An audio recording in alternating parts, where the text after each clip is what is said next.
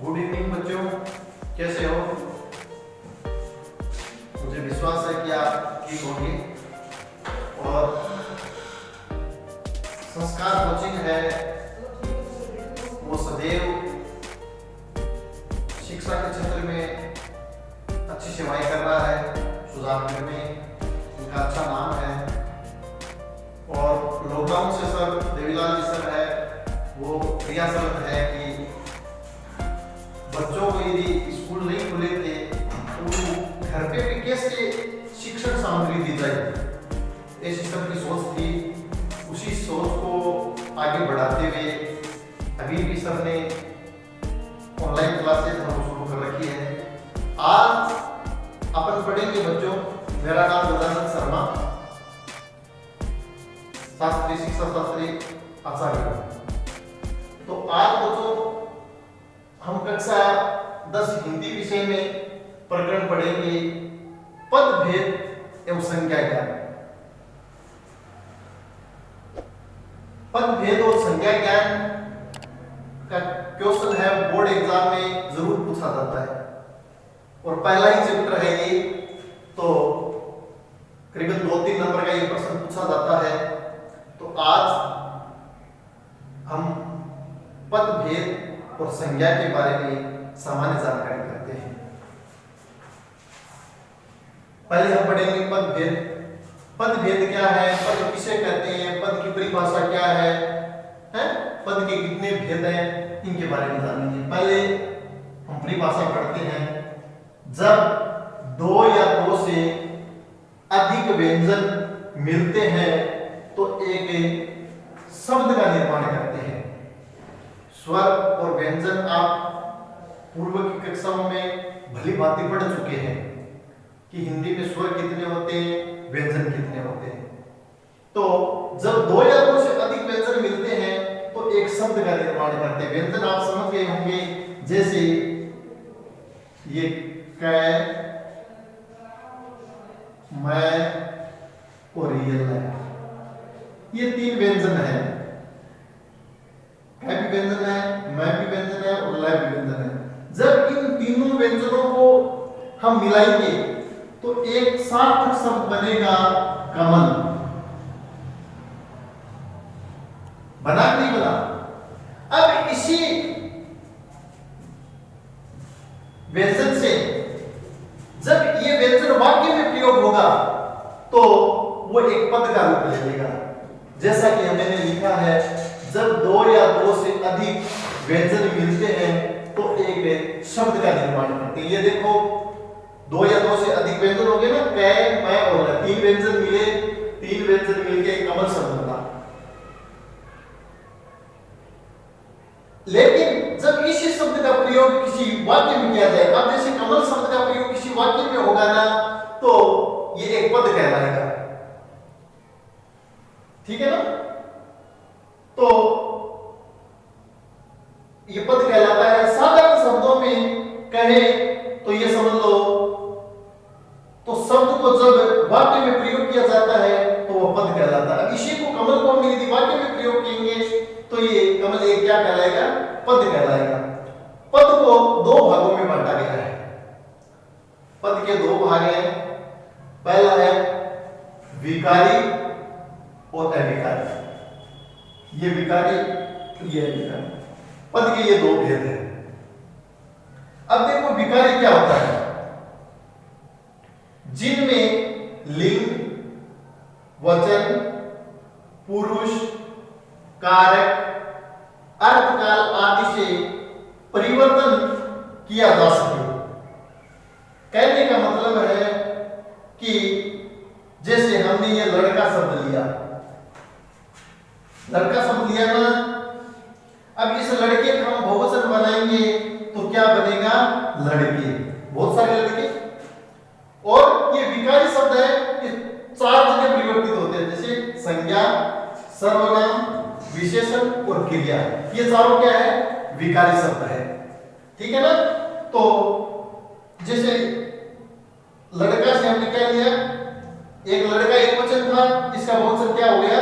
लड़के। इसी प्रकार आप एक उदाहरण को ले लो, जैसे सर्वनाम शब्द लिया है मैंने, अपना।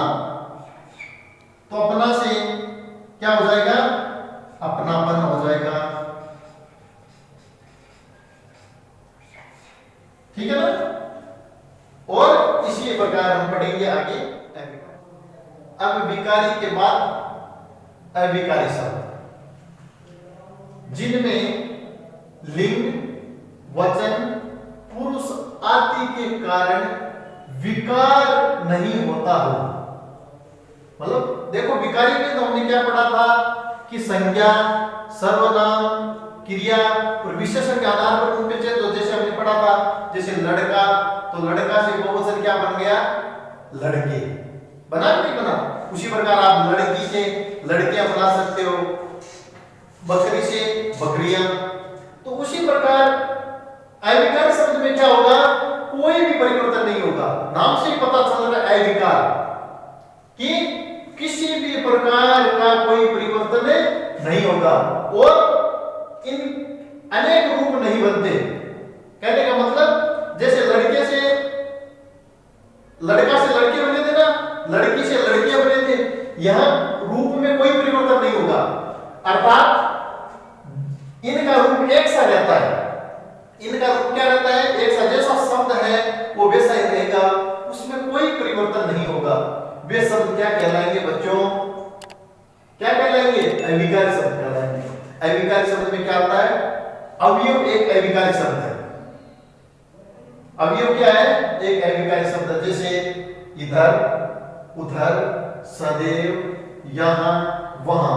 इनमें आप अब इधर उधर है या इधर है, जो भी है मान लो। जैसे इधर को आप अब कोई इसका आप वचन, लिंग कोई परिवर्तन नहीं कर सकते। जैसे उधर शब्द है, उधर का भी आप कुछ भी परिवर्तन नहीं कर सकते। उधर है, जैसा लिखा गया है वो वैसा का वैसा रहेगा। सदैव शब्द है, सदैव का अर्थ रोजाना। अब सदैव शब्द को आप कहीं भी परिवर्तित नहीं कर सकते, यहां वहां, इनमें कोई भी चेंज नहीं होगा। समझ रहे हो बच्चों? यदि आपके कोई चीज समझ में नहीं आती है तो आप कमेंट के माध्यम से हमें बता सकते हैं कि सर ये चीज समझ में नहीं आई। अब देखो, विकारी अविकारी हमने पढ़ा। इसी पे देखो, एक भाषा विज्ञान के आधार पर, भाषा विज्ञान है उसके आधार पर भाषा विज्ञान के रूप ध्वनि तथा पद ध्वनि के अंतर्गत शब्द या पद का विवेचन किया गया है। भाषा विज्ञान है, उसके अंतर्गत भी शब्द या पद का विवेचन किया गया है। देखो बच्चों, उसमें तो हमने पढ़ा था कि पद दो प्रकार के होते हैं, विकारी और अविकारी। परंतु भाषा विज्ञान के आधार पर है, इसमें पद के 5 भेद बताए गए हैं। कितने भेद बताए गए? पद के 5 भेद। 5 भेदों में पहला भेद है अर्थ के आधार पर पद भेद। दूसरा है रचना के आधार पर पद भेद। तीसरा है उत्पत्ति के आधार पर। चौथा है ध्वनि के आधार पर और पांचवा है रूप परिवर्तन के आधार पर। यह भाषा विज्ञान में पद या शब्द के 5 भेद बताए गए हैं।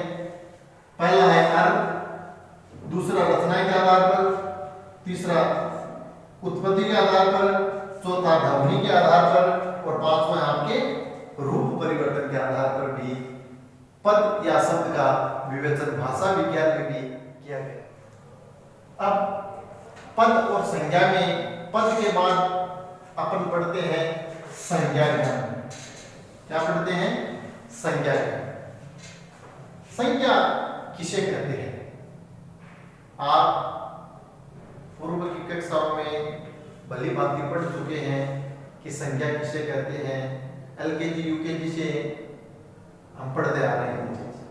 तो अब देखते हैं कि संज्ञा की परिभाषा क्या है। किसी व्यक्ति, वस्तु, गुण, स्थान आदि के नाम को संज्ञा कहते हैं। तो संज्ञा किसे कहेंगे? देखो बच्चों, किसी व्यक्ति, वस्तु, गुण, स्थान आदि के नाम को क्या कहेंगे? संज्ञा कहेंगे। जैसे राम, कलम, ताजमहल, वृक्ष और जयपुर, ये क्या है? संज्ञा वाची शब्द है। क्या है? संज्ञावाची शब्द है। संज्ञा के 3 भेद माने गए हैं। संज्ञा के कितने भेद माने गए हैं? 3 भेद माने गए हैं। कौन कौन से? जातिवाचक संज्ञा, व्यक्तिवाचक संज्ञा और भाववाचक संज्ञा। ये 3 प्रकार की संज्ञाएं मानी गई है। अब इसमें पहला आता है जातिवाचक संज्ञा। अब जातिवाचक संज्ञा किसे कहेंगे? तो जातिवाचक संज्ञा वे शब्द होते हैं, देखो वे शब्द हैं जिनमें किसी जाति के सभी पदार्थों का, देखो किसी जाति के सभी पदार्थों का जाति के रूप में समान रूप से बोध हो। वे शब्द हैं जिनमें किसी जाति के सभी पदार्थों का जाति के रूप में समान रूप से बोध हो। समान रूप से क्या हो? बोध हो। जैसे मनुष्य, मनुष्य एक जाति है, उसका समान रूप से बोध हो रहा है। मनुष्य में सारे मनुष्य आगे है। भवन, नगर, कवि, ये सब क्या है? जातिवाचक संज्ञा के उदाहरण है। अब जातिवाचक के बाद में नंबर 2 आता है व्यक्तिवाचक संज्ञा।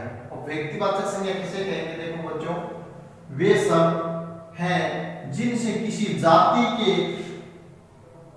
एक ही विशेष वस्तु अथवा स्थान का बोध हो। देखो, विशेष वस्तु अथवा स्थान का बोध हो। वे शब्द हैं जिनसे किसी जाति के एक ही विशेष वस्तु अथवा स्थान का बोध हो। जैसे रामचंद्र, सारे देवता में से रामचंद्र जी को एक अलग संज्ञा दी गई है। ताजमहल है, जितने भी महल है उनमें ताजमहल को एक विशेष संज्ञा दी गई है। और जितने भी फूल है उनमें एक गुलाब के फूल को एक विशेष संज्ञा दी गई है। तो ये क्या हो गया? व्यक्तिवाचक संज्ञा हो गई। अब नंबर 3 है भाववाचक संज्ञा। भाववाचक संज्ञा में क्या होता है? देखो बच्चों, वे शब्द हैं जिनसे किसी पदार्थ के गुण, धर्म, दशा, व्यापार आदि का बोध हो, तो उसे हम क्या कहेंगे? भाववाचक संज्ञा।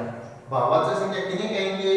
वे शब्द हैं भाववाचक संज्ञा जिनसे किसी पदार्थ के गुण, धर्म, दशा, व्यापार आदि का हमें बोध हो, उसे हम क्या कहेंगे?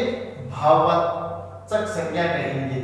ठीक है? जैसे बचपन, मित्रता, मिठास, लंबाई। ठीक है? ये बचपन का भाव है, मित्रता का भाव है, मीठा से जैसे मिठास का भाव है। अब देखो आगे समझने वाली बात क्या है बच्चों? भाववाचक संज्ञा प्राय, भाववाचक संज्ञा होती है वो प्राय जातिवाचक संज्ञा, विशेषण, अवयव शब्दों से बनती है।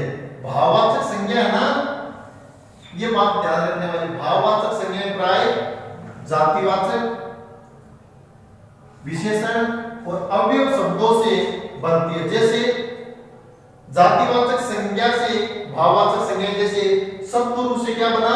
शत्रु। शत्रु से क्या बना? शत्रुता। मित्र से क्या बना? मित्रता। ठीक है ना? और विशेषण से, जैसे भला शब्द है, भला से भलाई। और क्रिया से, जैसे करना, अंग्रेजी में कहते हैं डू, डू का अर्थ करना। जैसे करना से क्या बना? करनी। लड़ना से क्या बना? लड़ाई। और पढ़ना से क्या बना? पढ़ाई बना। समझ गए? यदि फिर भी आपकी कोई चीज समझ में नहीं आती है तो आप कमेंट कर सकते हो और गुरुजी को बता सकते हो। तो संस्कार कोचिंग एकेडमी को ज्यादा से ज्यादा लाइक करें, शेयर करें और सब्सक्राइब करें, और पास में आने वाली बेल आइकन को दबाएं ताकि संस्कार कोचिंग से जुड़े हुए वीडियो आप तक पहुंच सके। और इसी क्रम में कल हम पढ़ेंगे सर्वनाम